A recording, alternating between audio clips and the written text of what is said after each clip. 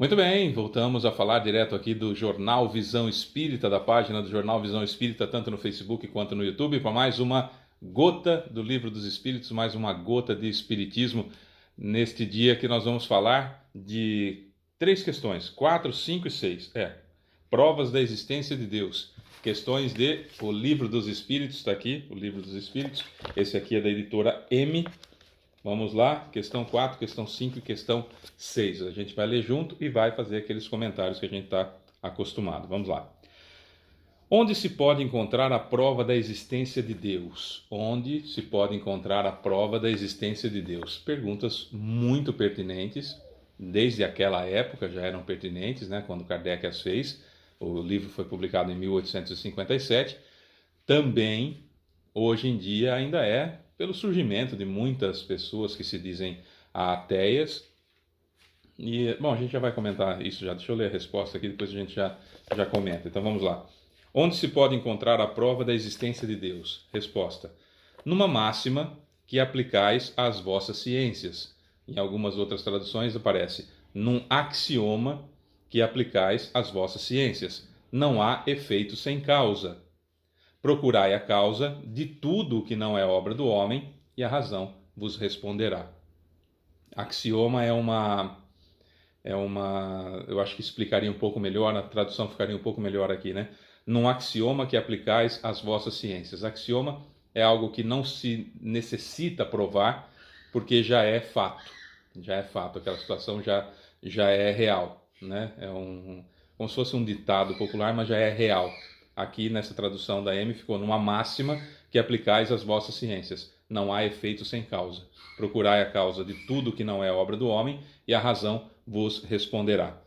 Aí tem uma nota de Kardec. Para crer em Deus, basta lançar os olhos às obras da criação. O universo existe, portanto, existe uma causa. Duvidar da existência de Deus seria negar que todo efeito tem uma causa e pretender que o nada pôde dar origem a algo. Bom, esse axioma que se usa, não há efeito sem causa, ele é próprio da ciência. Nós vivemos numa época agora, no século XXI, em que a ciência estuda, a ciência pesquisa, a ciência levanta hipóteses, a ciência comprova aquela situação, e há pessoas que simplesmente duvidam da ciência e guardam a sua ideia como sendo preponderante. A esses nós chamamos de espíritos atrasados. Claro, tem outros nomes que a gente não vai usar aqui no nosso estudo, mas tem essa característica que nós entendemos que as pessoas, infelizmente, ainda estão presas, ainda estão... parece que é moda, parece que é bonito falar que é ateu, não é? Embora sempre, como a maioria de nós, sabemos da existência de Deus, perceba que eu não disse nem acreditar, sabemos da existência de Deus como inteligência suprema do universo, como causa primária de todas as coisas, e não um senhor barbado, com cajado na mão, um caderninho, e cheio de vontades e com mais defeitos do que eu. Então esse é a grande diferença. Então o ateu é que tem que provar para a gente, por serem minoria, tem que provar para a gente a inexistência de Deus. E eles não conseguem, porque quando você vê, por exemplo, uma semente germinar, já está resolvida a questão. Já não tem mais como não explicar, não entender que há uma causa primária para tudo isso. Quer mais? Vamos então com as descobertas dos novos telescópios, a grandeza do universo, as distâncias a serem percorridas, como é a Via Láctea, a complexidade da Via Láctea, a Terra redonda girando, que se comprova isso simplesmente olhando para o céu à noite, vendo as estrelas como elas se comportam e que voltam para exatamente o mesmo lugar um ano depois. Enfim, tem todas essas situações que os terraplanistas, que ainda insistem na teoria da conspiração, que acham que só eles estão certos, ainda teimam em dizer que não existe e condenam a ciência simplesmente porque acham.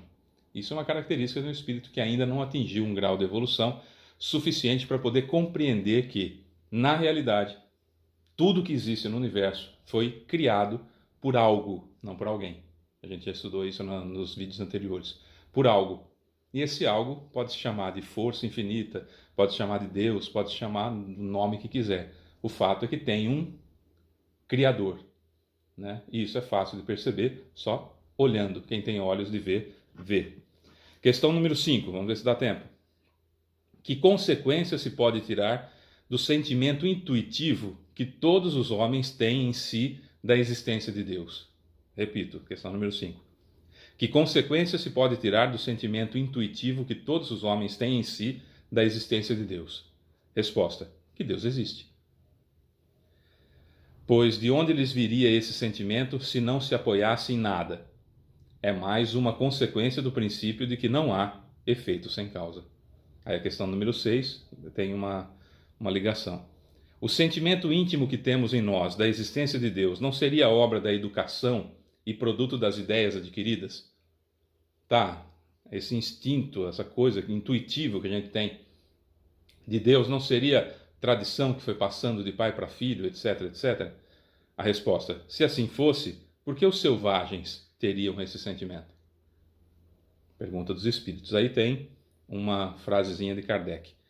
Se o sentimento da existência de um ser supremo fosse apenas produto de um ensinamento, não seria universal e só existiria, como as noções científicas, entre os que pudessem receber esse ensinamento. Então Kardec, que é o bom senso encarnado, já resolve toda a situação. Espera lá. A gente traz dentro da gente a ideia de que existe um ser supremo, um criador. Beleza, isso é fato, isso a gente realmente tem. E sempre teve, todos os povos têm. Em todas as épocas da humanidade sempre houve. Né? Aí Kardec pergunta na sequência: olha, pera lá, tudo bem, sempre houve, mas será que não é a história que um vai passando para o outro, os ancestrais falavam, os mais antigos falavam e vão passando para os mais novos, que seria fruto da educação de um povo? Os Espíritos respondem: se fosse assim, os selvagens não teriam esse sentimento. E aí perceba que nos dias de hoje, a gente sabe o que acontece no Japão imediatamente. A gente sempre fala aqui no Brasil sobre o Japão porque são 12 horas de diferença, né? Quando é meio-dia aqui é meia-noite lá. Então, o que acontece no Japão, imediatamente a gente fica sabendo aqui. Imediatamente. Se alguém pegar um celular, né, lá no Japão, e entrar ao vivo no Facebook, eu assisto aqui. Instantaneamente. Isso hoje acontece. Eu me lembro, por exemplo, quando eu era mais novo, que eu assistia Fórmula 1, adorava Fórmula 1, e o Grande Prêmio do Japão era 2 horas da manhã, quando era horário de verão, era 3 horas da manhã, e às vezes chegava a imagem primeiro, e a voz do Galvão Bueno vinha por telefone, e naquela época já tinha, por telefone já era imediato. Se nós voltarmos 200 anos, tem nada disso. Dificilmente um povo se comunicava com o outro. Se nós voltarmos 500 anos, imagina como que era a situação. Se nós voltarmos 1000 anos, como que eram as coisas quando os cristãos chegaram na Ásia para tentar, nas cruzadas, nas santas cruzadas, tentar cristianizar aquele povo. Eles já tinham a ideia de Deus, que outros já tinham ideia de Deus, que já tinha ideia de Deus na África, que já tinha ideia de Deus na Oceania, que já tinha ideia de Deus onde seria o Brasil, que já tinha ideia de Deus onde é a América Central, já tinha ideia de Deus onde é os Estados Unidos hoje, na América do Norte. Quer dizer, não importa a parte do mundo, sempre houve a ideia de um ser que criou tudo. E não tinha internet, não tinha não tinha carta, o pombo não conseguia voar tudo isso para levar a informação, para que um passasse para o outro essa ideia de Deus. Então, essa ideia inata, essa ideia que nasce com a gente da existência de Deus, essa ideia intuitiva, né, como está aqui, um sentimento intuitivo de que existe alguém que criou tudo isso, remonta a todas as épocas da humanidade. Se nós olharmos as pinturas rupestres, que são aquelas pinturas das cavernas, a gente vai ver que tem citações a Deus, que já vem, né, da onde? A gente sabe, nós como espíritas sabemos que vem da ideia que quando eu vou nascer eu já vi um monte de outras coisas, já estava no plano espiritual, sabemos que existe. Então essa ideia universal, né? Vamos colocar essa ideia mundial de que Deus existe, é algo que nós temos aqui dentro por ser verdade.